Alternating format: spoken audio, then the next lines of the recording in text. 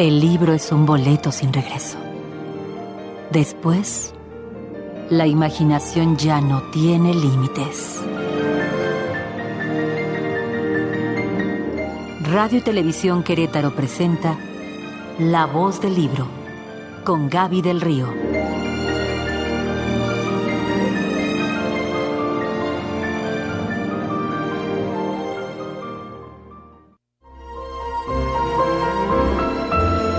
En la soledad me acompaña un libro.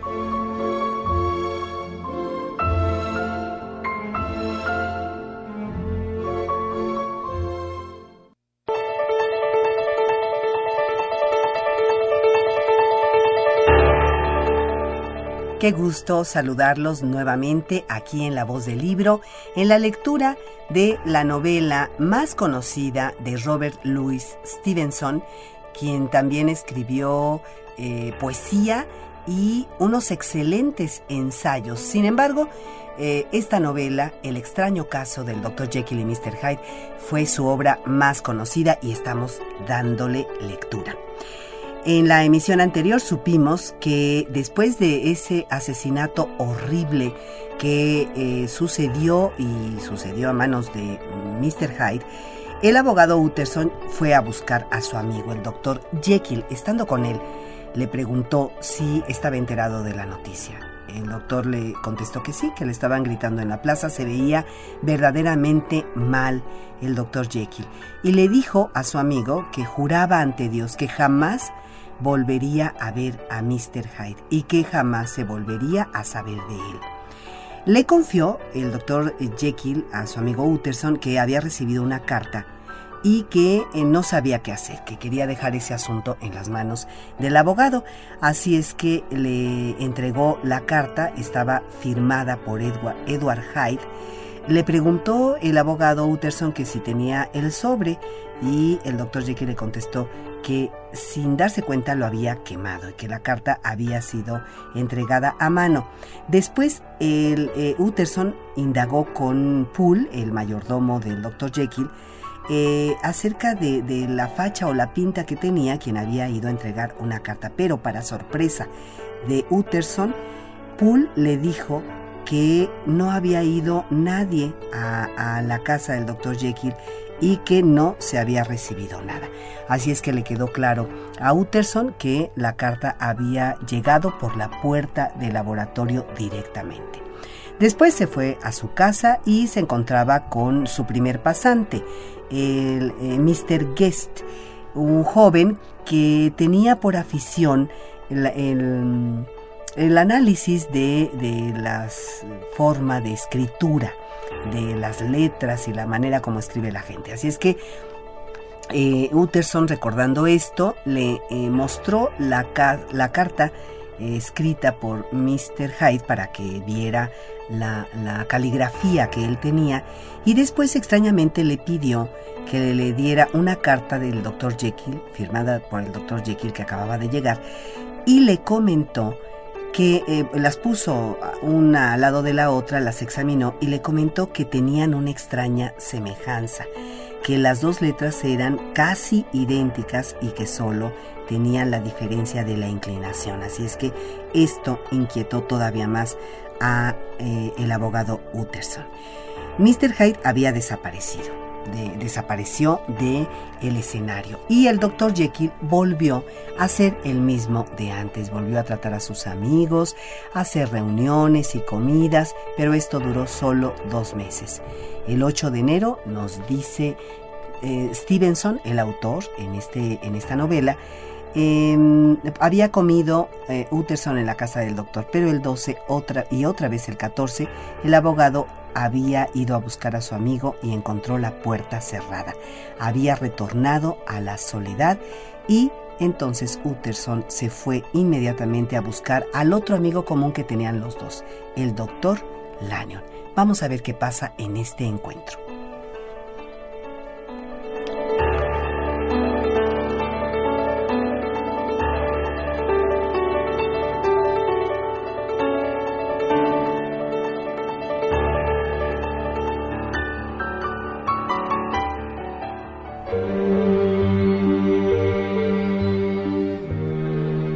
Allí al menos encontró la entrada franca, pero una vez dentro se quedó atónito ante el cambio que había sufrido el aspecto de su amigo. Tenía escrita en la cara su sentencia de muerte. La faz rubicunda había palidecido, estaba mucho más flaco, parecía más calvo y más viejo, pero no fueron tanto esos síntomas de acelerada ruina corporal lo que llamó la atención del abogado, como algo que observó en su mirada y en sus ademanes, y que parecía ser muestra de que se hallaba sobrecogido por un intenso terror. No era probable que el doctor temiese a la muerte, y no obstante, Utterson se inclinaba a creerlo así. Él es médico, pensó. Tiene que conocer su propio estado y que sus días están contados, y ese convencimiento es superior a sus fuerzas. Y sin embargo, cuando Utterson le habló de su mal aspecto, Lanyon, en tono tranquilo y firme, se declaró hombre perdido. «He tenido un susto», dijo Lanyon, «y ya nunca me repondré. Es cuestión de unas semanas. Bien, la vida ha sido placentera. Gusté de ella, sí. Me habitué a gustar de ella. A veces pienso que si lo supiéramos todos, nos gustaría más morirnos». «Jekyll está también enfermo», observó Utterson. «¿Lo has visto?» Pero el semblante de Lanyon se demudó, y levantando una mano temblorosa, dijo: «No quiero verlo, ni oír hablar más del Dr. Jekyll», dijo con alta e insegura voz. «He terminado del todo con esa persona, y te pido que me evites toda alusión a uno que ha muerto para mí». «Vamos, vamos», dijo Mr. Utterson. Y después de un largo silencio: «¿No podría yo hacer algo?», preguntó. «Somos 3 viejos amigos, Lanyon, y ya no nos queda vida para encontrar otros nuevos». «Nada puede hacerse. Pregúntale a él mismo», dijo Lanyon. «No quiere verme. No me extraña. Algún día, Utterson, después que yo muera, acaso llegues a saber la razón de todo esto. Nada puedo decirte. Y entre tanto, si puedes sentarte y hablarme de otras cosas, quédate, por Dios, y hazlo así. Pero si no puedes dejar a un lado ese maldito tema, entonces, por Dios, vete, porque no puedo sufrirlo».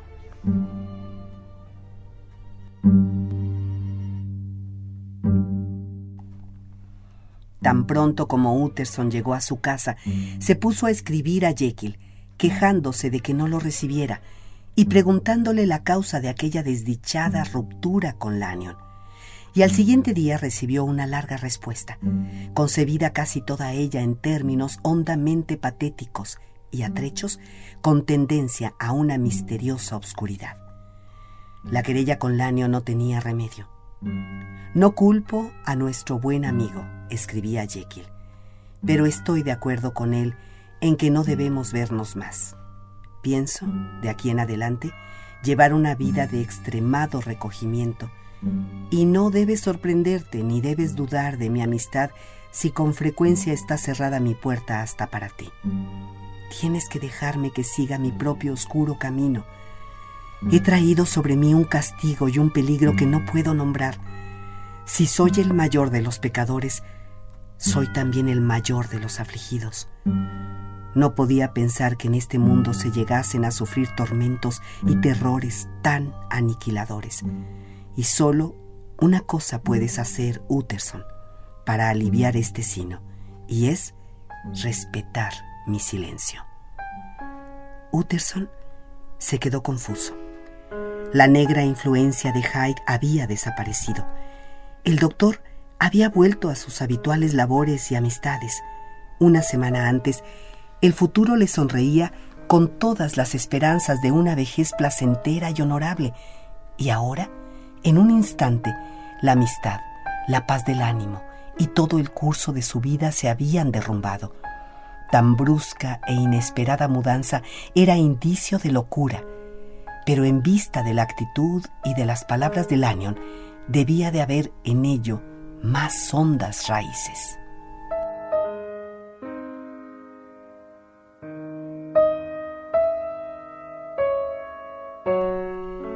Una semana más tarde, El doctor Lanyon cayó en cama y en menos de 15 días había muerto. La noche después del funeral, en el que se había afectado mucho, Utterson cerró por dentro la puerta de su despacho y, a la luz de una melancólica bujía, sacó y puso ante sí un gran sobre con la dirección escrita por mano de su difunto amigo y cerrado con un sello, reservado para ser entregado a J.G. Utterson tan solo, y en caso de su premuerte, para que se destruya sin ser leído. Así decía terminantemente el sobre, y el abogado temía ver lo que allí se encerraba. He enterrado hoy a un amigo, pensaba, y si esto me costase perder otro. Desechó el miedo como una deslealtad y rompió el sello. Dentro había otro pliego también sellado y en cuya cubierta decía: no debe abrirse hasta el fallecimiento o la desaparición del Dr. Jekyll. Utterson no podía dar fe a sus ojos. Sí, decía desaparición, aquí de nuevo, como en aquel testamento estrafalario que había devuelto a su autor hacía ya mucho tiempo. También aquí, por segunda vez, la idea de una desaparición y el nombre de Henry Jekyll aparecían unidos. Pero en el testamento, la idea se debía a la siniestra sugestión de aquel Hyde. Estaba consignada allí con un propósito tan claro como horrible, escrita por mano de Lanyon. ¿Qué significaría? Una irresistible curiosidad se apoderó de Utterson, tentándolo a desobedecer la prohibición y ahondar de una vez hasta el fondo de aquel misterio. Pero el honor profesional y la fidelidad a su amigo muerto eran rígidos deberes, y el paquete durmió también en el rincón más profundo de la caja fuerte. Una cosa es reprimir la curiosidad y otra vencerla. Y puede dudarse de sí. Después de aquel día, Utterson deseó con igual ardor la sociedad del amigo superviviente. Pensaba en él con afecto, pero sus pensamientos eran intranquilos y temerosos. Cierto es que iba a visitarle, pero quizá sentía una satisfacción cuando se le negaba la entrada. Quizá, en el fondo de su corazón, prefería hablar con Poole en el umbral al aire libre y, sintiendo a su alrededor los ruidos de la ciudad, a penetrar en aquella casa convertida en voluntaria prisión y hacer compañía y hablar al inescrutable recluso. Poole no tenía, en verdad, noticias muy agradables que comunicar. Al parecer, el doctor vivía encerrado, ahora más que nunca, en el gabinete contiguo al laboratorio, y a veces hasta dormía allí. Estaba taciturno, se había hecho muy silencioso, no leía y parecía dominado por una gran preocupación. Utterson llegó a estar tan acostumbrado a la invariable repetición de esos informes que poco a poco fue haciendo más largos los intervalos entre sus visitas.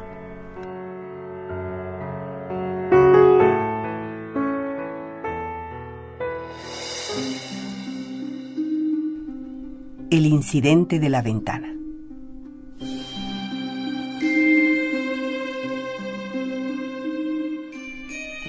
Sucedió que un domingo, cuando Mr. Utterson daba su acostumbrado paseo con Mr. Enfield, fueron a parar una vez más al crucero, y al llegar frente a la puerta, ambos se detuvieron y se quedaron mirándola. «Bien», dijo Enfield, «aquella historia se ha acabado al fin. Ya no veremos más a Mr. Hyde». «Espero que no», dijo Utterson. «¿Te he dicho que le vi una vez y que me produjo el mismo sentimiento de repulsión?» «Una cosa tenía que ir con la otra», respondió Enfield. «Y a propósito, qué tonto me debió usted creer por no haber caído en la cuenta de que esta era una puerta trasera de la casa del Dr. Jekyll. Fue culpa de usted, en parte, el que yo lo descubriese cuando lo descubrí».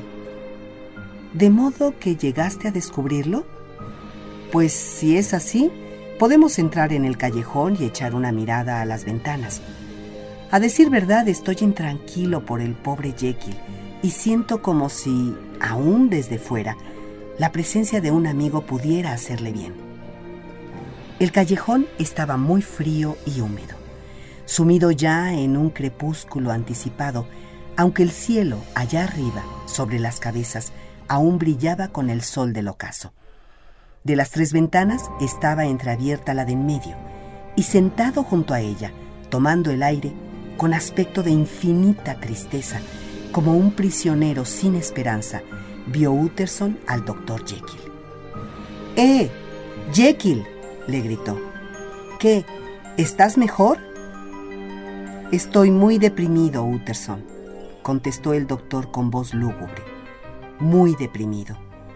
Ya no durará mucho, gracias a Dios. Estás demasiado encerrado. Debías salir para mover la sangre como Enfield y yo.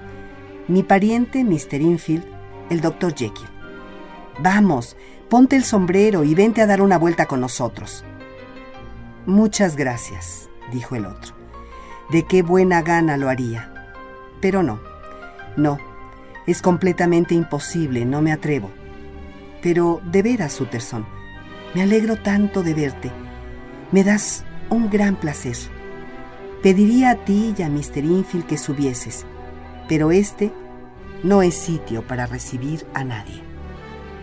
Pues entonces, dijo el abogado bondadosamente, lo mejor que podemos hacer es estarnos donde estamos y te hablaremos desde aquí.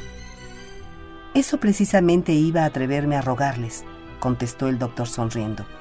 Pero apenas había pronunciado esas palabras, cuando de pronto se borró la sonrisa y se trocó en una expresión de tan abyecto terror y desesperación que dejó helados hasta la médula a los 2 que estaban abajo.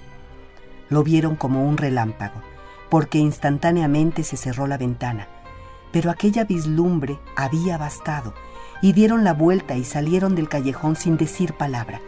En silencio también pasaron el crucero, y hasta que llegaron a una calle próxima, donde hasta los domingos había movimiento y vida, no se volvió Mr. Utterson y miró a su acompañante. Los 2 estaban pálidos, y cada uno vio en los ojos del otro un espanto que respondía al suyo. Dios nos valga,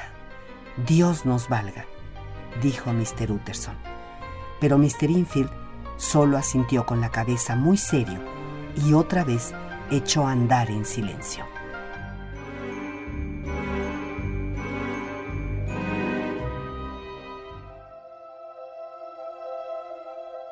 La última noche.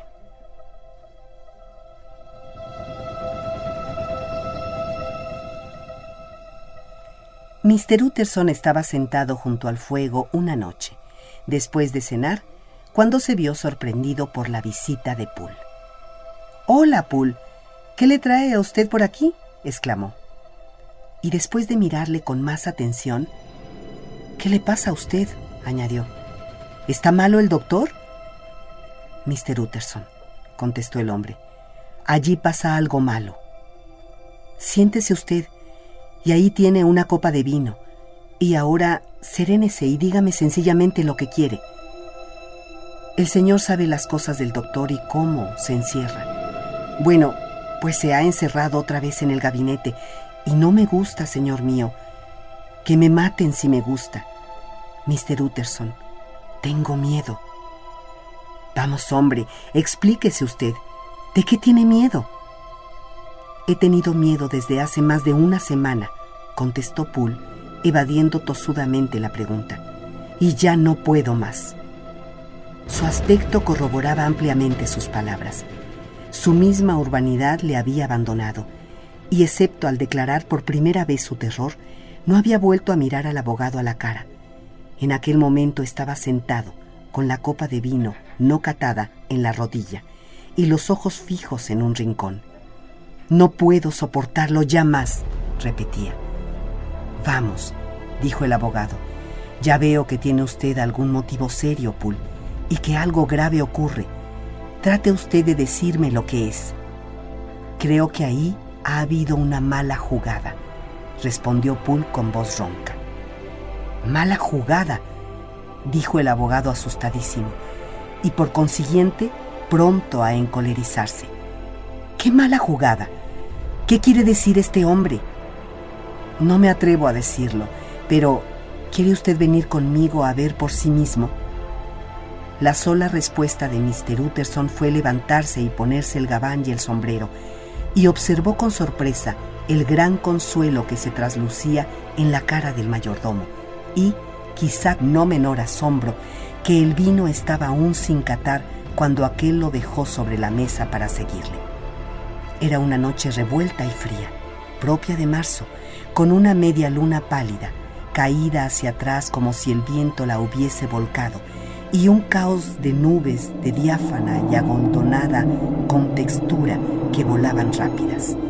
El viento hacía la conversación difícil y enrojecía las caras, y diríase además que había barrido las calles de transeúntes, porque Mr. Utterson pensó que jamás había visto tan desierta aquella parte de Londres. Ojalá no hubiese sido así. Nunca en su vida había sentido ansia tan intensa de ver y tocar a sus prójimos, porque, aunque luchase para ahuyentarlo, pesaba sobre su espíritu un aplastante presentimiento de calamidad.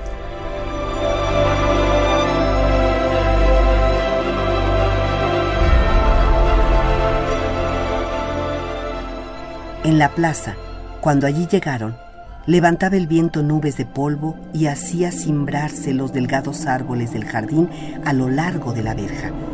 Poole, que durante todo el camino iba un poco adelante, se paró, y al pasar del frío penetrante se quitó el sombrero y se secó la frente con un pañuelo rojo. Pero, aún con lo apresurado de la caminata, no era el sudor del ejercicio lo que se enjugaba, sino el de la ahogadora angustia que sentía, pues tenía blanco el semblante y la voz, al hablar, bronca y entrecortada. Bien, señor, ya estamos aquí, y permita Dios que nada malo haya pasado. Amén, Poole, dijo el abogado. Con esto, el criado llamó de muy cautelosa manera, la puerta se entreabrió, sujeta por la cadena, y una voz preguntó desde adentro: ¿Es usted Poole? Soy yo. Abran la puerta. El hall, cuando entraron, estaba brillantemente iluminado. Había una pila de carbón en la chimenea y en torno toda la servidumbre. Hombres y mujeres estaban apiñados como un rebaño de ovejas. Al ver a Mr. Utterson, la doncella rompió en un gimoteo histérico y la cocinera gritó: «¡Gracias a Dios! ¡Es Mr. Utterson!». Se abalanzó como para estrecharle en sus brazos. «¿Qué es esto? ¿Qué es esto? ¿Están ustedes todos aquí?», dijo con enojo el abogado. «Esto no está bien. Esto no es regular. A vuestro amo no le haría ninguna gracia». «Todos tienen miedo», dijo Poole. Siguió un silencio turbador, sin que ninguno protestase. Solo la doncella levantó el grito y se puso a llorar ruidosamente. «¡Cállate!», le dijo Poole con acento tan feroz que denotaba el alboroto de sus propios nervios. Y, en verdad, que al levantar la muchacha de pronto la nota de su lamentación, todos se habían estremecido, volviéndose hacia la puerta interior con caras de temerosa expectación. «Y ahora», continuó el mayordomo, dirigiéndose al ayudante, «tráeme una vela y vamos a despachar este asunto de una vez». Y rogando a Mr. Utterson que le siguiese, echó a andar adelante hacia el jardín. «Ahora», dijo, «venga usted con toda la precaución que pueda. Quiero que oiga usted sin que le oigan. Y mire, señor, si por casualidad le dijese él que entrase, no entre usted».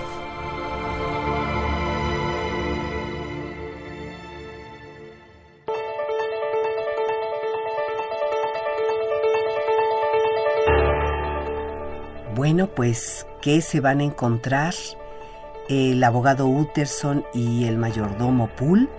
¿Por qué le dijo que aunque el doctor Jekyll le dijera que pasara, no entrase?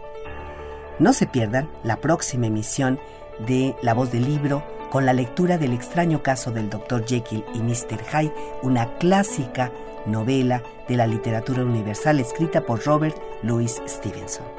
Gracias por su atención. Se despiden de ustedes Isidro Granados en la musicalización y controles técnicos y Gaby del Río en la lectura.